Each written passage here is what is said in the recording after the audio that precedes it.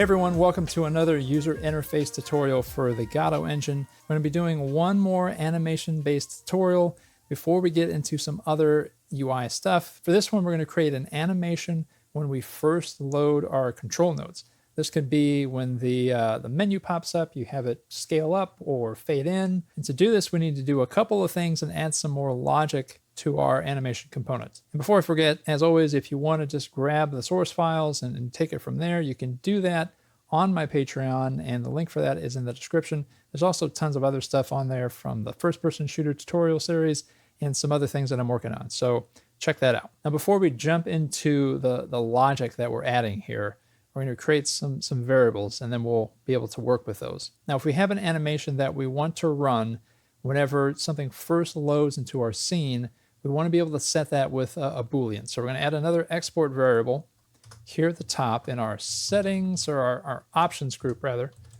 we're going to call this enter animation, and this is just going to be a Boolean. We'll set this to false by default, so we can turn this on and off. And if you remember from our hover settings from our multiple animation episode, we created all of these hovering settings, all these variables for our hover. We're going to do the same thing for our enter animation. So these groups are sort of like different animation types, and you want to be able to set each of these differently because you don't want the hover necessarily to be the same as your enter animation. And so that's why we're setting these apart. I'll make it a little bit easier on you. We can just copy this and paste it, and let's rename this to enter settings. And obviously it's going to be very unhappy because we have copies of our variable. So we're just going to rename all of these hovers here to enter. There we go. So we have all of our new enter variables. In fact, if we save that, go to our components, we've got a brand new group, and there are our separate animation settings. Now we're going to add one more to this group, and I'll get into why we need it later on, but you're going to be happy you have it. And this is going to be called a wait for variable. And for our type, we're going to need another animation component. So briefly, let's say you wanted to have each of these buttons enter in at a different time. Now, you could use the delay that we did in the last episode and just manually figure out how long it's going to take for that one to jump in, delay it, run that one. You could do that. If you just wanted to wait until, let's say, the new game button here animated and it entered into the scene, and then you wanted to run your continue button animation, that's why we're going to have this wait for variable. So we've got that added. We also need to add a new enters value here. This is where we're setting how these values are being adjusted whenever we run our tween function. So we'll add that. And we're also going to add a constant here just to make this clean. And we're going to call this immediate transition. And it's going to make sense in just a minute why we need this. And to do that, we'll just throw in the translinear type. Next, let's jump down to our setup function. And as a reminder, we're running this as a deferred call, so we don't get really screwy, size and scale and position settings for our child control nodes. By running this call deferred, we're getting the final size settings, and if you don't, it's going to be odd. You're not going to get what you think you're going to get. So we have one for our default values. We're setting these dictionaries up that we're going to run through in our add tween function. We've got one for default, hover, and now we need to add one for our enter values. So this will be a new dictionary, and we're going to do the same settings. We have scale. We're going to use our enter scale. We have position. We're going to use the target position plus our enter position. It's very similar to how we set up our hover values. And our rotation, we'll do the same thing. Target, rotation plus the degree to radian function, and then our enter rotation variable. We'll adjust our size, target size plus enter size, and then the self modulate with our enter modulate. All right, so we have all of these enter values. That means we can run the tween function. It's unhappy, I forgot a comma.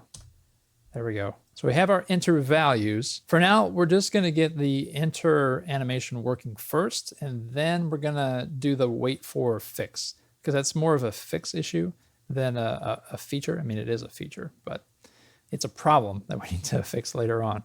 So we're gonna do a new function, because this needs to be a little bit more individualized for our enter. So we're gonna call this OnEnter. Well, we're not returning anything, so we void it. And when we run this function, in fact, let's pass this and run it first.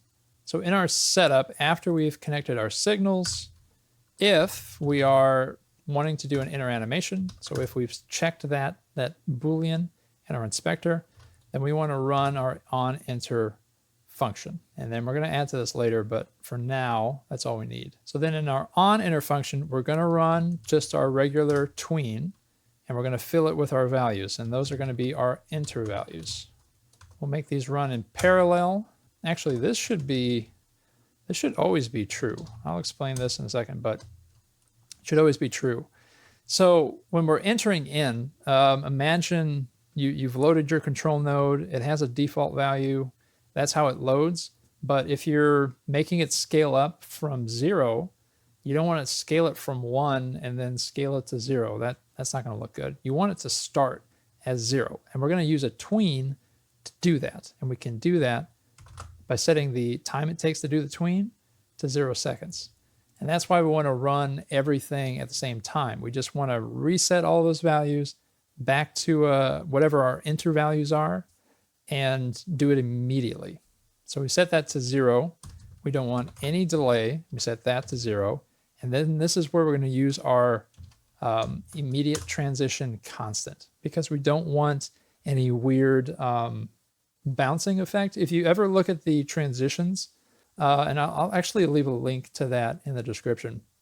If you ever use the transitions and look at the graph, some of them kind of bounce above and below 0 and 1.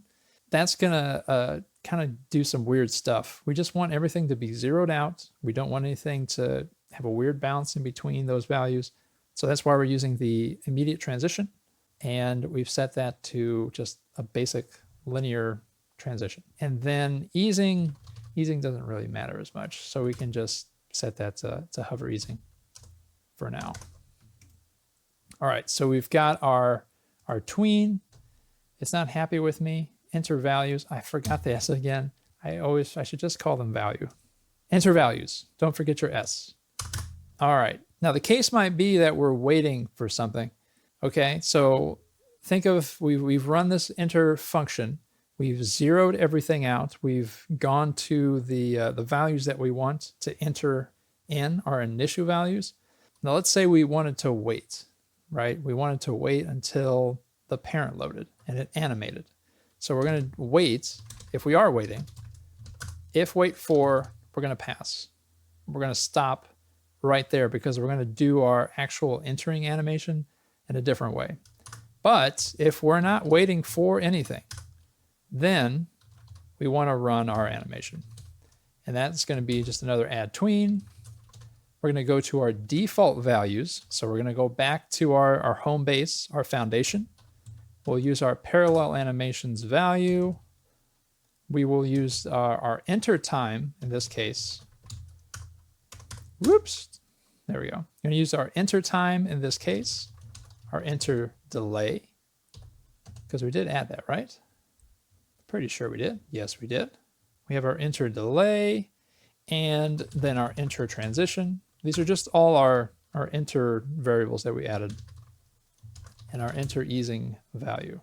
Okay, so now if we're not waiting for anything, we haven't put any value within that variable, we're going to just run our function. In fact, we should be able to test this as it stands. And let's go to our new game, and let's have this enter in let's just do a scale. So we're going to zero it out, and then the transition can be just a back, and it's going to pop up. And the enter time, let's do just 0.5 to make it very obvious. All right, let's run that. And it didn't do anything. Don't forget to check your enter animation. Let's try it now. And there we go. So if you saw that, had a little bit of a bounce in there. That's that weird effect. So if we do linear, then it's just 0 to 1. So we have that animation. We can delay that maybe by a second. Now, because we're working in this function that we've created and added these, delay features to, and we're cycling through all these properties, all of these settings are going to work the same for whatever type of animation you create. So that's why we can just add a delay to this enter animation, because we created the delay functionality to our component in the last episode. So that's already working out of the box. We're good to go with that. Now let's say I wanted to have the continue button enter in after the new game button. They're both entering, they both have those animations, and if I just play it, they just go. They start from the same point. Well, let's say I wanted to wait. That's why we have this wait for option. So I can set to the animation component, the animation of the new game button, and I can set that wait for to load to that, and we've got to do a couple of things in our code, and we're going to be waiting. In fact, if I run that right now, because we set that, remember we passed, that continue button is not going to do anything. It's just going to sit there. So we need to run that animation in a different way. And really, in our logic, we need to run that animation when this animation is done. So what we need to do is fire a signal when the animation is done, and we'll listen for it. So let's go to the top. We're going to add a new signal, and we'll call this entered. Again, whenever you create signals, try to do like a past tense. We basically have two situations that could occur. Either the parent has an enter animation or it doesn't. And if it doesn't, we just want to say it's entered, it's done. If it does, we need to wait for that tween, that animation to finish, and then we're going to emit that signal. So if we go up to our, right here in our setup, we've done all the fancy loading of the variables, we're connected our signals, we're checking if we're doing an enter animation, and then we're running that OnEnter. If we're not running an enter animation, then let's just emit our signal because we're done. Our button has loaded, it's animated, whatever it's going to do, it's done. We'll emit it there. And then if it is running an animation, let's go to our add tween animation, and we need to actually create another parameter because we're creating a different type of animation here, and we need to check for something. And what we need to check for is whether or not this animation is an entering animation, okay? That's going to throw all these errors because we're missing a parameter in our other things. So we'll fix those in a second. In our animation, if this is an entering animation, so if entering is true, then we need to await tween finished, and when it is, then we emit. So again, we're checking if this is an entering animation. We're going to set that in a second. If it is, we're going to wait for that animation to finish, and then we will emit the entered signal. And that's going to cascade, start all the other animations that are waiting for this one to finish. Well, let's go ahead and fix all of these other ones. So if we are OnEnter, remember this is our reset to 0 or whatever your enter settings are. We don't need this to be an entering animation. We don't want to emit when this one's done. So we set that to false. And we do have to also fix our binds here. Although technically, I guess you could just set it to false. But if we're hovering, we don't need to set this as an entering animation. We set that to false. And if we are unhovering, we set it to false. We're not entering. The only place that we will be entering using this entering animation is right here. So OnEnter function, reset everything to our 0. If we're waiting for something, then we're waiting. If not, then we're running our entering animation. And here is where we want to set it to true. So this will run, this will emit, everything else can follow after that.